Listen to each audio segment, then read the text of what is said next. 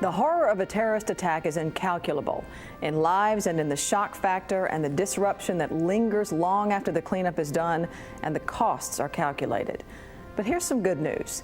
Since 9/11, the capability of law enforcement and other investigative agencies to seek out and prevent these atrocities before they happen has increased 100-fold. The other part of our protection that has improved since 9/11 is training. Training for the day we hope never comes. Now more than ever, we realize the value of training, real-world training that places first responders in the situations they might have to deal with someday. Today, that training starts with you. You're the one who will ensure that the students in your course have the knowledge to perform an effective response to a contamination incident. That is to save lives, limit the spread of contamination, and protect themselves while they're doing their job. Your course materials have been carefully developed with the latest, most up-to-date information, procedures, and techniques from experts in the field of decontamination using real-world examples. Each successive part of the coursework builds on the previous subject to aid in understanding. You also have some very focused videos which have been produced to help you put your class right in the moment of a contamination incident. Plus, we've got the best resource of all, your skill, training, and experience, and we thank you for that. Now let's take a look at what you'll be presenting. The Mass Decontamination Training Series consists of 5 modules.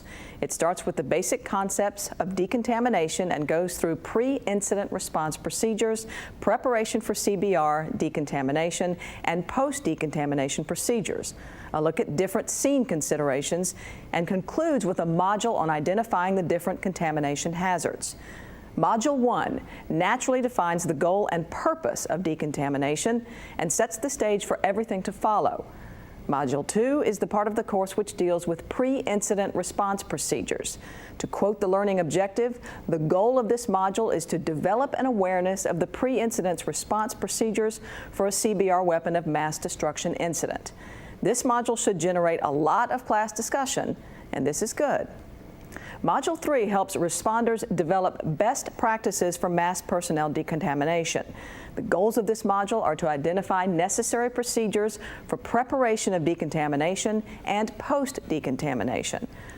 Module 4 takes the class through the many additional considerations in a decon effort. Building on the previous module, it discusses subjects as detailed as how to manage the disrobing of contaminated people, the different types of decontaminants, logistical support, media relations, and even weather considerations. As you can see, it's very comprehensive, so expect and encourage class participation. Module 5 shows the differences in the characteristics of chemical, biological, and radiological contaminants and lists the different decon considerations for all 3.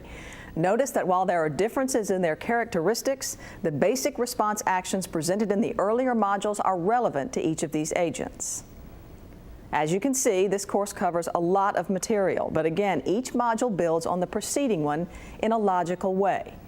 Plus, to help you guide the class discussions, at the beginning of each module, there are learning objectives which indicate to you the vital takeaway points for your students.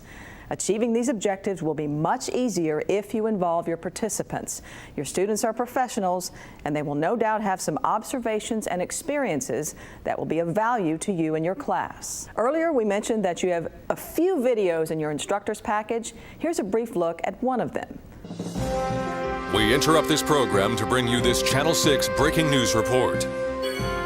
Hello, I'm Jane Dana. Breaking news now from the Harbortown Convention Center. Several people have become violently ill at a high-profile fundraiser there. News Channel 6's entertainment reporter Julie McNamara was covering this event at the time when all of this started, and we're going to go to her live now to find out what's going on. Julie?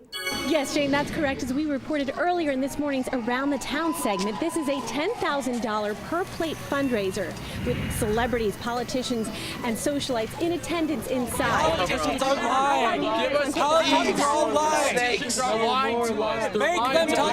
It's your right to lie. Truth for a change. No more lies. We don't want lies from the government. Politicians are... Now, a little while ago, some of the workers and security personnel began staggering out of the building. They were saying they were sick. And they were a gas of some kind inside the main ballroom.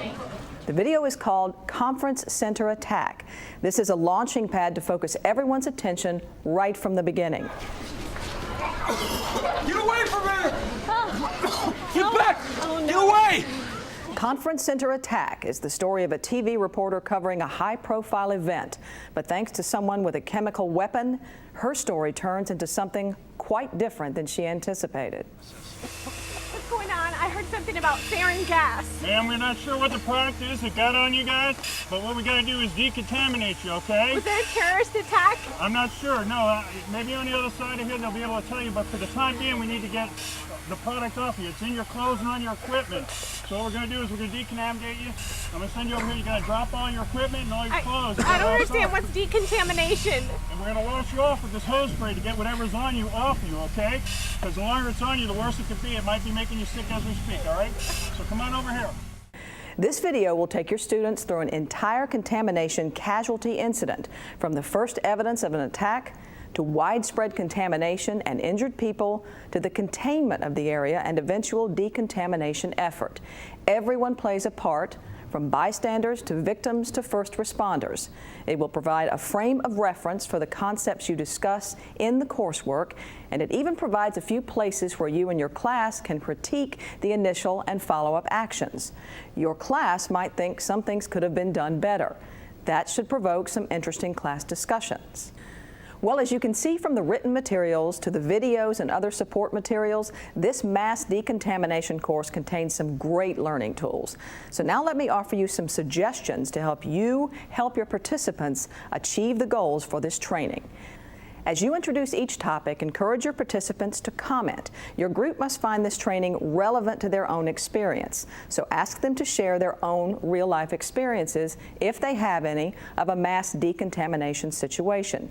Simply showing the videos and reading to them out of the course book will not achieve the desired goals of this course. Rather, make them a part of their own training. The more this happens, the more their takeaway will increase exponentially. Be supportive of those in your group who may be reluctant to talk, and be positive in response to each contribution. You should not agree with incorrect information, but you should respect the effort to contribute. Ask questions that draw out group opinions and stimulate discussion. There are sample discussion questions at the end of each module. After you've asked those questions, give your participants a chance to answer. Force the group to consider each issue and come to conclusions. Focus and limit discussions on productive areas, and don't let it wander into irrelevant areas. You're responsible for staying on schedule too, so keeping things on track is important. Finally, be the last one to talk in group discussions. After you have given your participants a chance to speak and make their contributions, it's your job to synthesize and summarize. It's always a good idea to restate any key points that were made in the discussion. Above all, be yourself and use your own personal style as an asset to this training. Now you're ready to lead this class. You've got great materials and you already know the importance of your task, so go forward with it and help your participants be ready should their duties take them into the path of an incident like this. Good luck, have a good time, and once again, thank you for all you do.